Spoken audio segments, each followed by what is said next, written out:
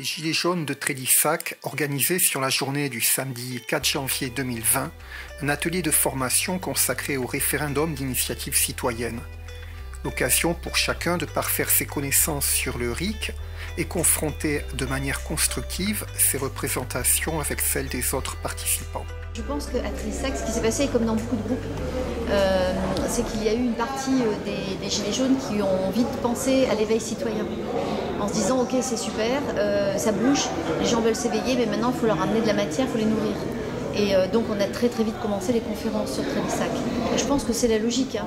Et c'est ce qui nous amène aujourd'hui à Objectif RIC et qui nous amènera demain encore à construire et co-construire encore plus. Je crois que c'est ça hein, qui a permis à notre groupe d'arriver à cette construction et à ces propositions. C'est parce que dès le départ, rapidement, on a compris qu'il fallait aller plus loin. Nous, on avait en plus envie de se nourrir.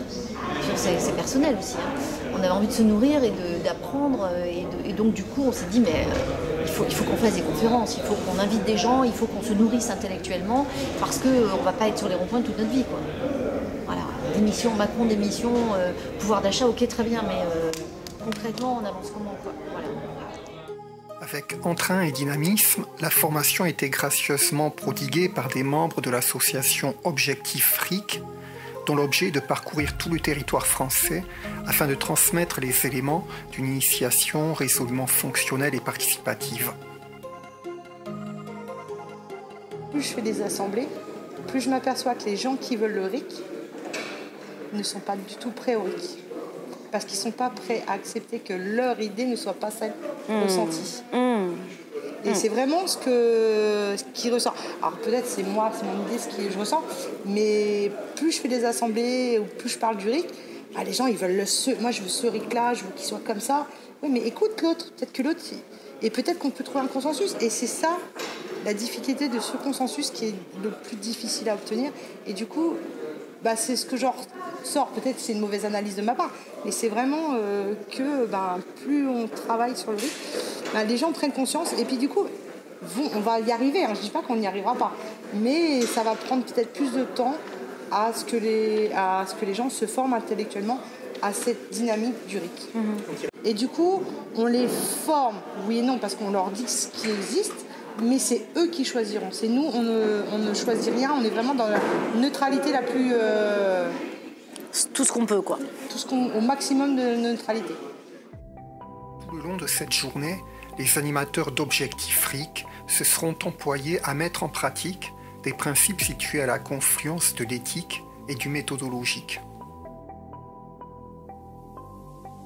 Déjà, la première chose qui me vient en tête, c'est respecter le local et être présent en fait localement. En fait, laisser sa place aux cultures de chaque localité et donc à la façon de faire des citoyens en fonction des lieux où ils sont. Et après ça, et des citoyens et des citoyennes, et après ça, rassembler. Et comment on rassemble? Par la construction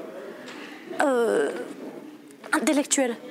En fait, on amène les gens à se creuser les méninges, à aller puiser dans la substantifique moelle de leur être pour le bien commun. Et donc, quand on fait ça, en fait, on donne une partie de soi. Et quand on donne une partie de soi à l'intérêt commun, et ben, tout de suite, on a un sentiment d'appartenance qui est très différent. Et j'espère qu'on est capable de plus de tolérance aussi, dans ce sens-là. Parce que les assemblées, rien que les assemblées, nous permettent de... En gros, tous les jeux qu'ils font aujourd'hui leur permettent de dire l'idée de Victoria, l'idée d'Agnès, c'est pas ça qui va être noté dans le texte de loi.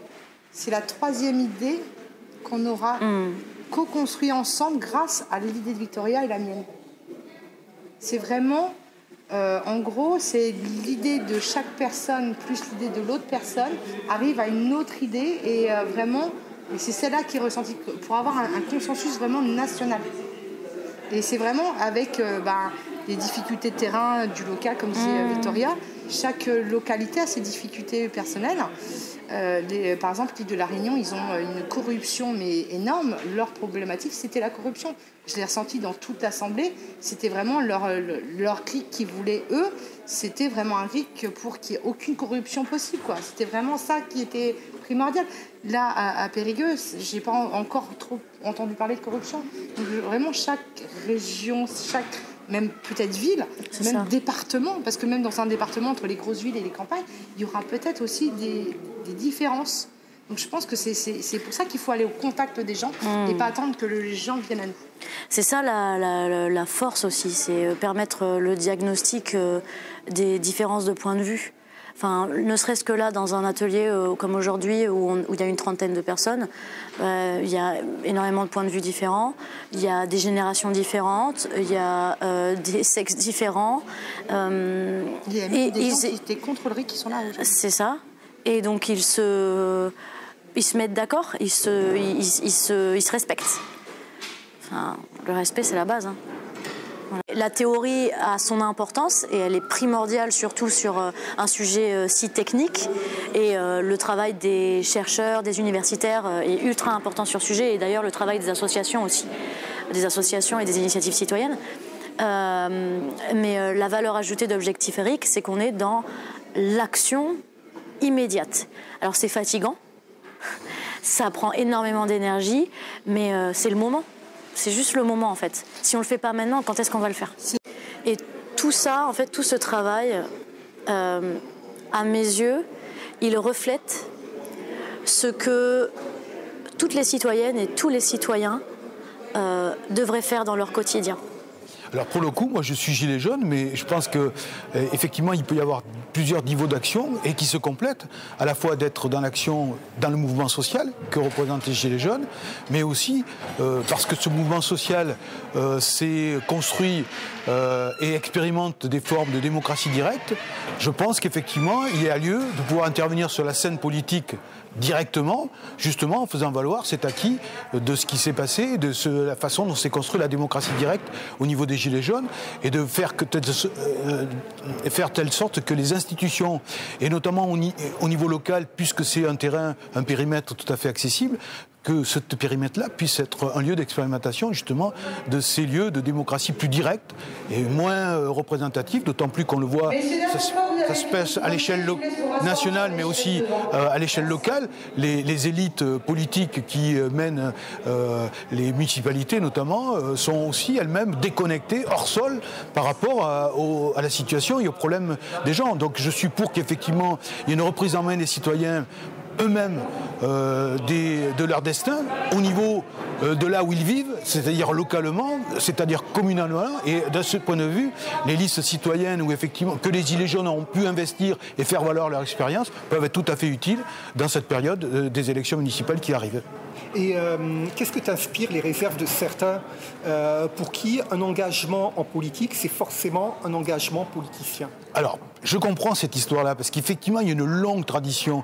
Il y a des années où, effectivement, il y a eu un déclassement de la chose politique, au point qu'effectivement, il y a confusion entre politique et politicien, entre faire de la politique et être partisan.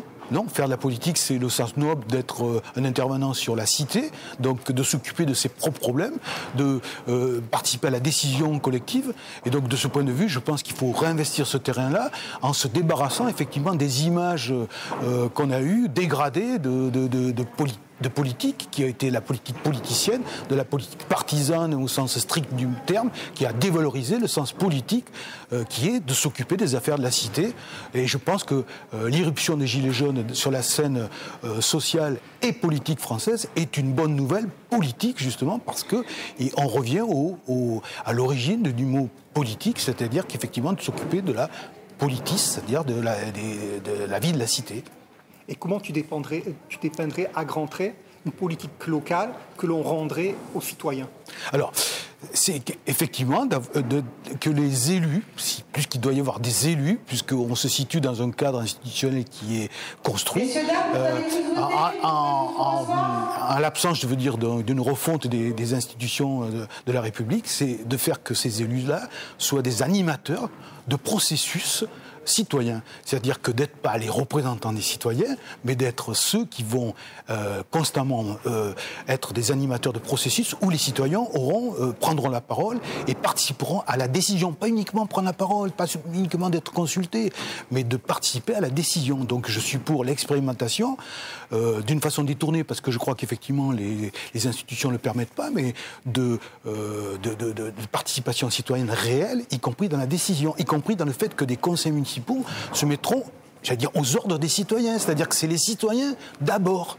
Et tous les citoyens d'abord.